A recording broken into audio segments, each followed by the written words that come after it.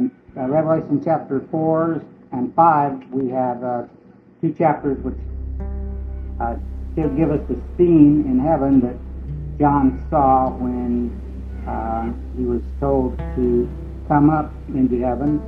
And so in chapter 4, verse 1, it says, "After these things I looked, and behold, a door standing open in heaven, and the first voice which I had heard, as the sound of a trumpet speaking with me, said, Come up here, and I will show you what must take place after these things." Okay, so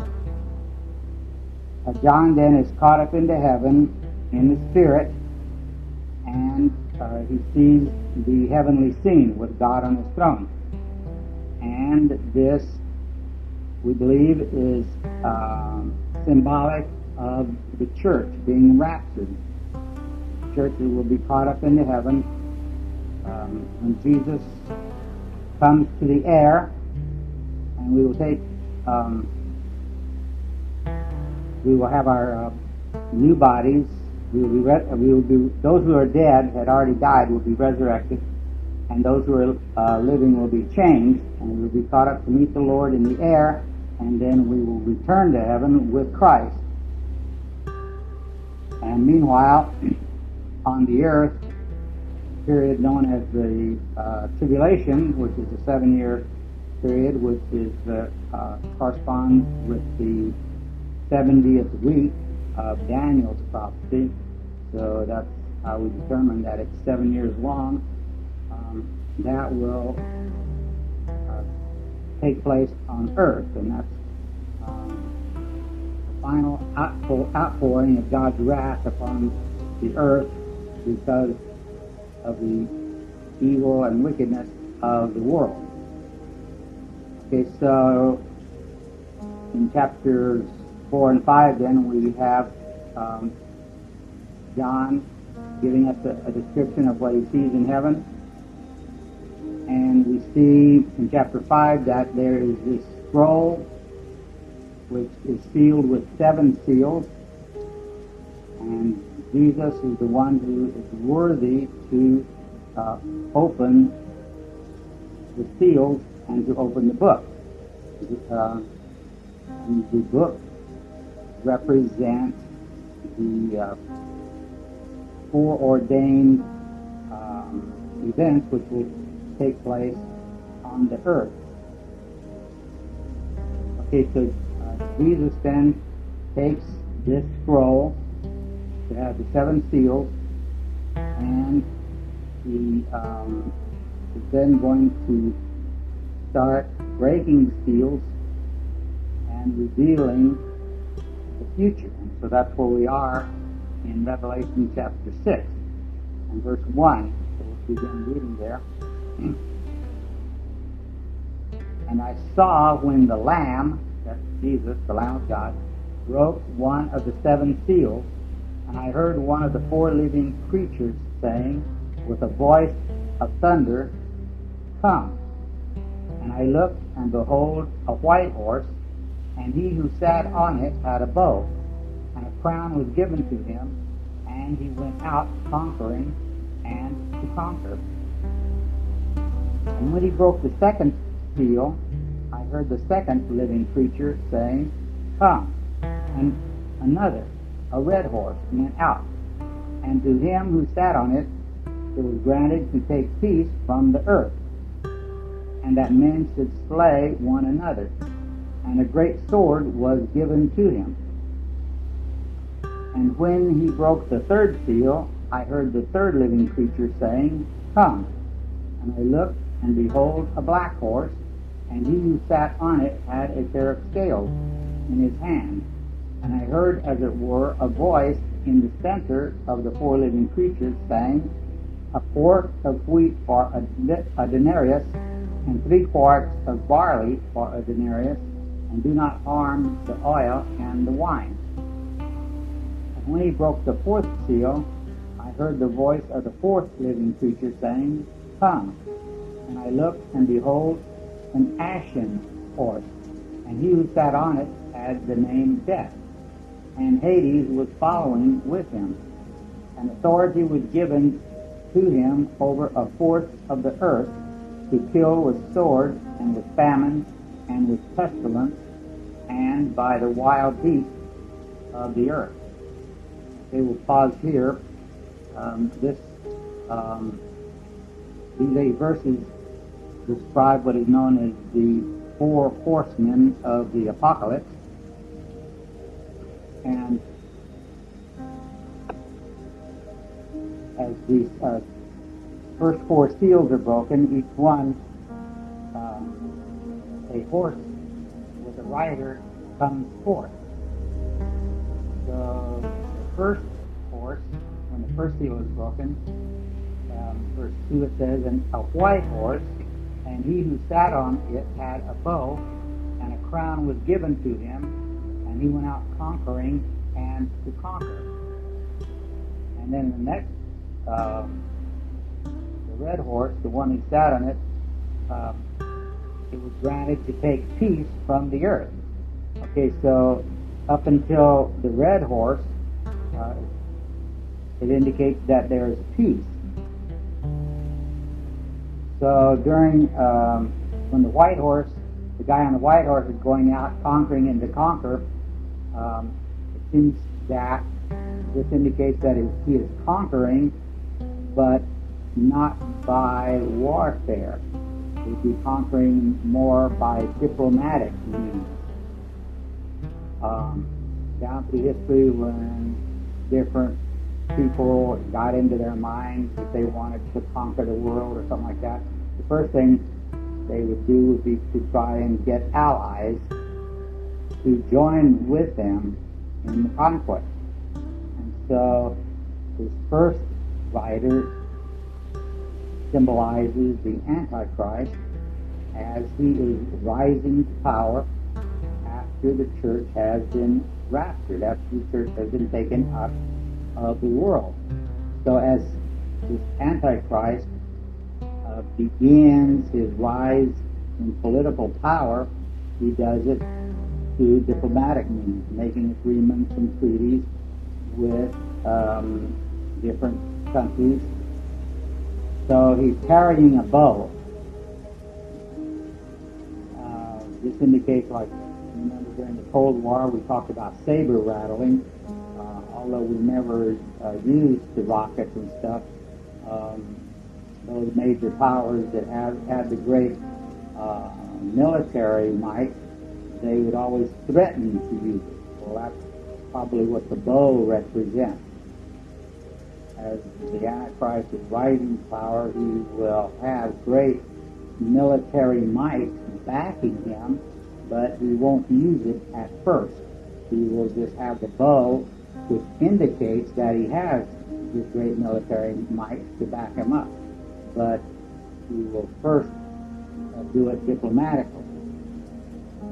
Okay, so there's no actual warfare, more like we talked about hot war and cold war. Well, this would be a type of cold war where he is just rising in power diplomatically, getting more people or more countries, more rulers to back him up. So he's conquering and gaining backing, gaining power. And he's riding a white horse. And later in chapter 19, we will read that Christ, when he comes back for his second coming, he'll also be riding a white horse. So this shows that the Antichrist is a counterfeit Christ. He is riding a white horse just like Jesus will do when Jesus returns. But the word anti means, one meaning of anti is against. So the Antichrist is not only against Christ, but he's also a substitute Christ or a counterfeit Christ. And so in both senses, then the Antichrist is going to proclaim himself to be the Christ. And later on, we'll see that he actually will set himself up as God, just like the emperors of Rome used to do. They used to require the people to worship them. So the Antichrist will require the people to worship him. Okay, so the first horse then is the Antichrist conquering, but in a diplomatic way, not through hot war. Okay, so after the Antichrist makes as many allies and supporters as he can just through diplomatic means, then he resorts to the second phase, and starting in verse 3, and when he, that is the Lamb, Christ, broke the second seal, I heard the second living creature saying, "Come," and another, a red horse, went out. And to him who sat on it was granted to take peace from the earth. Okay, so actual warfare will now break out as the Antichrist has to resort to war in order to rise in power. So the rider of the red horse is granted to take peace from the earth, and that men should slay one another. Okay, so this indicates that before the red horse comes, people weren't actually killing each other. They were just making treaties with one another. But now, in actual warfare, peace has taken from the earth, and men are killing one another in war. It says, and a great sword was given to him.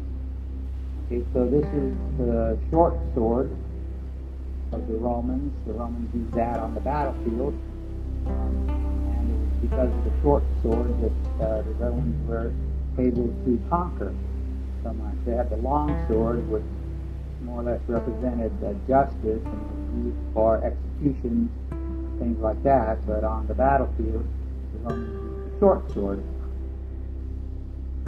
Okay, so the sword then was given to him, and the red would represent bloodshed and carnage and people dying on the battlefield. Okay, so that would be the second phase of the Antichrist rise to power. Of course, this is after the church is gone. And then after war, as we saw in the last century, after the First World War and after the Second World War, after the battles were fought, the whole countryside was devastated. So that's going to happen after third horse. It says in verse 5, and when he broke the third seal, I heard the third living creature saying, "Come," and I looked, and behold, a black horse, and he who sat on it had a pair of scales in his hand. And I heard, as it were, a voice in the center of the four living creatures saying, a quart of wheat for a denarius, and 3 quarts of barley for a denarius. Do not harm the oil and the wine. Okay, the symbolism here is that of famine, of shortage of food. These are these prices for the wheat and the barley are quite high. Some commentators say they're as much as 8 times higher than normal. Denarius is what a laborer earns in a day, and so if he is able to buy a quart of wheat for 1 day's pay, that's a pretty high price to pay. So that's probably enough food to last him for 1 day. Cheaper kind of grain would be barley. And then it says, do not harm the oil and the wine. Well, in those days, oil and wine were also staples of their diet. So here the warning goes out that there's scarcity of food, and so they have to be careful to conserve these things. the fact that he has the scales in his hand shows that the food is measured out or rationed because of the shortage. Okay, so this is the usual natural consequences of all-out war. The whole economy is upset. Food is scarce. People don't have jobs. Things like that. Okay, and this is worldwide. Verse 7 then, and when he broke the fourth seal, I heard the voice of the fourth living creature saying, Come. And I looked, and behold, an ashen horse. Okay, this indicates a death tower, or a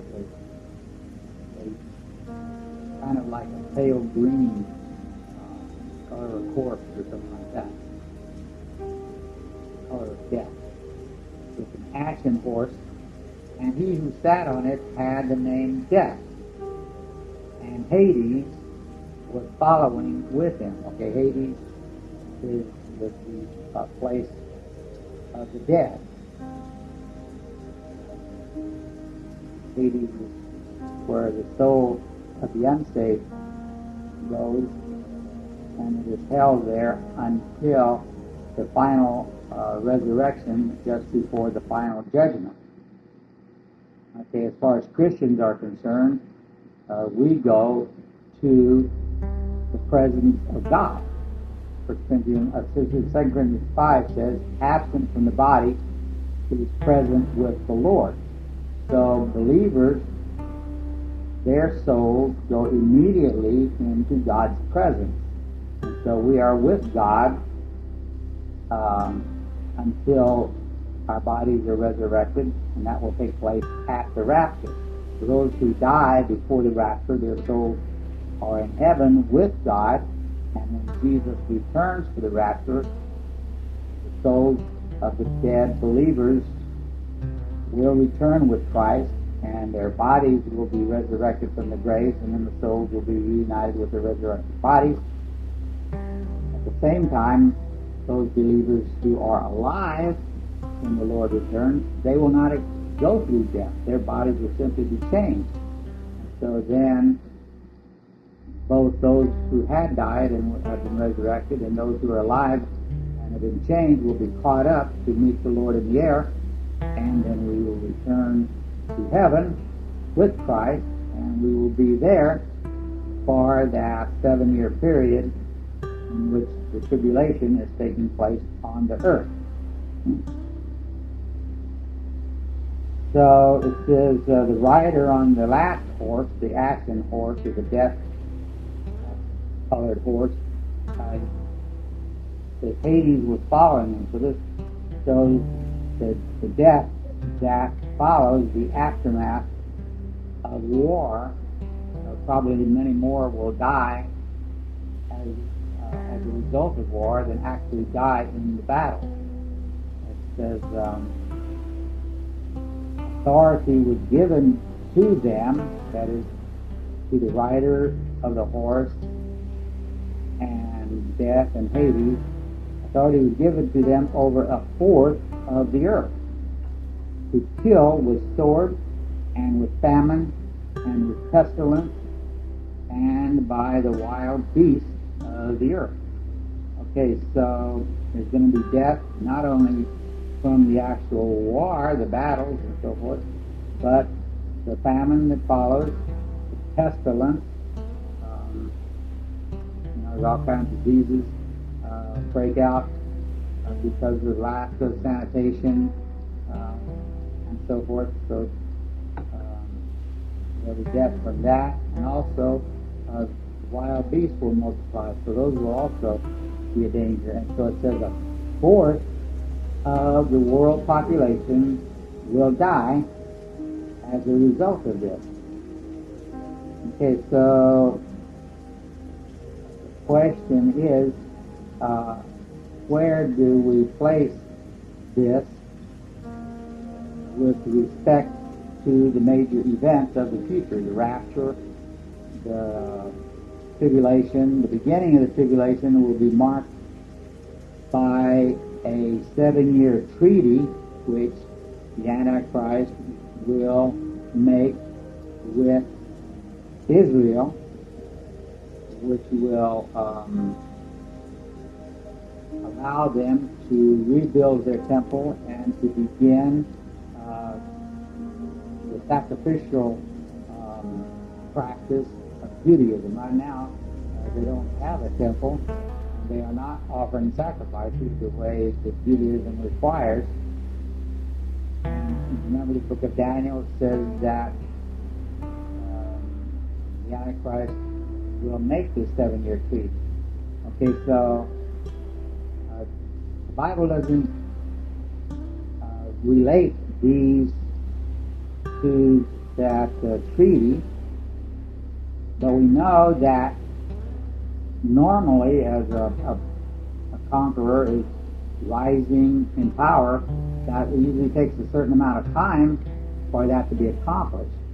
So it seems to me that there will be a certain amount of time after the rapture while the Antichrist is rising to power to the point where he will be able to make this treaty with Israel. So it seems to me that that's going to take a certain amount of time. I have no idea how long it will take for that, but I don't think that we will be able to identify the Antichrist before the rapture. So it seems to me that the Antichrist rise to power and 4 horsemen of the apocalypse probably take place between the rapture and the beginning of the tribulation. But the effects of this will continue on into the tribulation and will be part of it. But, this is just kind of like a guess. I'm not, because the Bible doesn't actually say. It seems reasonable to think that it does. And so then when the Antichrist has reached a certain level of power, he's going to be particularly in the western part of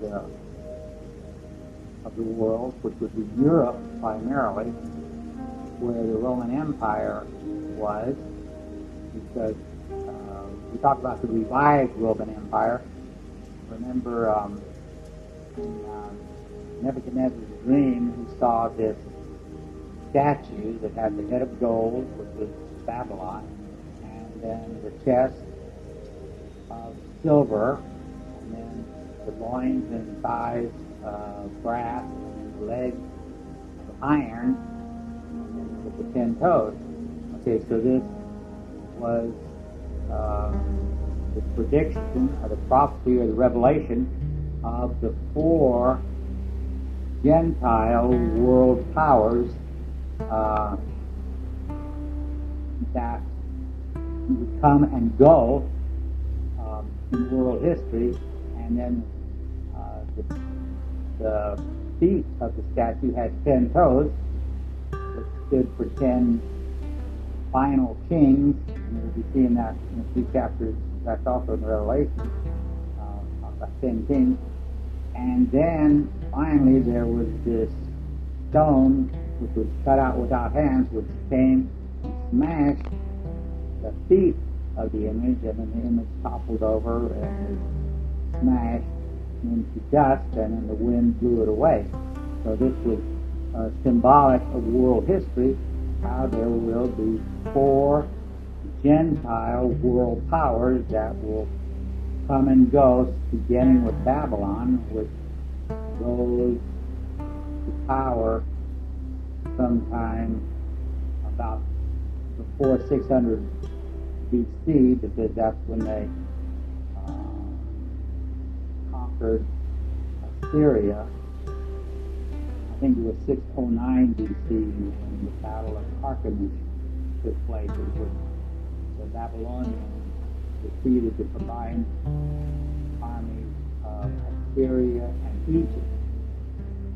And that was when Babylon achieved world dominance when they were the superpower of the day, and then they went directly from there and began conquering Judah because God was using the Babylonians to discipline Judah because of their sin. So from about 605 BC, they took Judah into captivity, and that was a 70-year captivity. And then following that, remember Belshazzar saw the hand with the writing on the wall.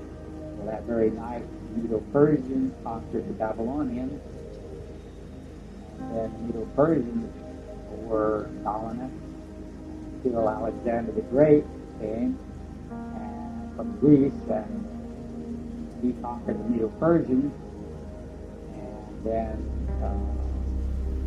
that kingdom, after Alexander the Great died, he was about 32 or something like that when he died, and his kingdom was divided into four, and it was taken over by four generals, and then gradually Rome began rising to power until Rome had conquered all of the territories that Alexander the Great, and so it went under Rome. That was almost to about 185 BC, I think, somewhere around there.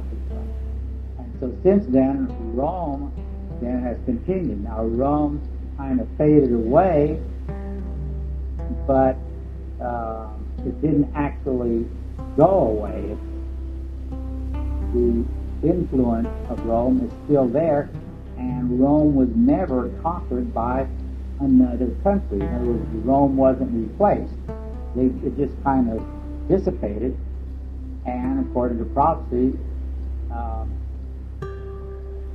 it's going to re-emerge. And the Antichrist then will be the head of what we call the revived Roman Empire.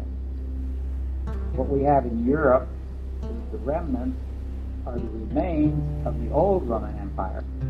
And it seems like they are trying to come together with their European Union. That's what it looks like. I can't really guarantee that, but it looks like they're trying to come together again. And it may be that when they do, that will be the revived Roman Empire, and the person who comes out as the leader of that may be the Antichrist. But it's not very likely that that person will be obvious before the rapture. Doesn't seem to me like anybody. So in other words, because if it did, then we would know that the rapture was near. But the Bible tells us that the rapture is going to be a complete surprise. Nobody's going to be able to tell ahead of time when it's going to happen. It's going to happen like a thief in the night. So there's going to be no forewarning for the rapture. Like you just say, okay, yeah, that's the Antichrist, and he's now negotiating a treaty with Israel, and that treaty is going to be signed, and that will be the beginning of tribulation. I don't think anything like that will happen before the rapture. That's just my trying to figure it out. I could be totally wrong, but according to the prophecies we do have. Okay, so then the Antichrist then will be first rising politically to dominance in the European part of the world. Whether that will include the Western Hemisphere, the Americas, is kind of open to debate, since the Americas were primarily settled by Europeans, and the vast majority of the inhabitants of the Western Hemisphere has its roots in Europe. There's a question of whether the Americas will be part of Europe or not. This is just a question we don't really know. So some people say, well, where is America in the book of Revelation? Well, either it's not there, or else it's part of what is controlled, what will be controlled by the Antichrist. So these are things we don't know because the Bible is kind of silent, and all we can do is just look at the facts and try to guess that's what it is. But these are things that the Bible doesn't really explicitly say.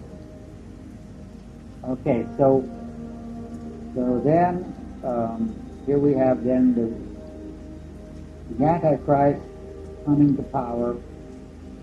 And so let's go on reading then in verse 9.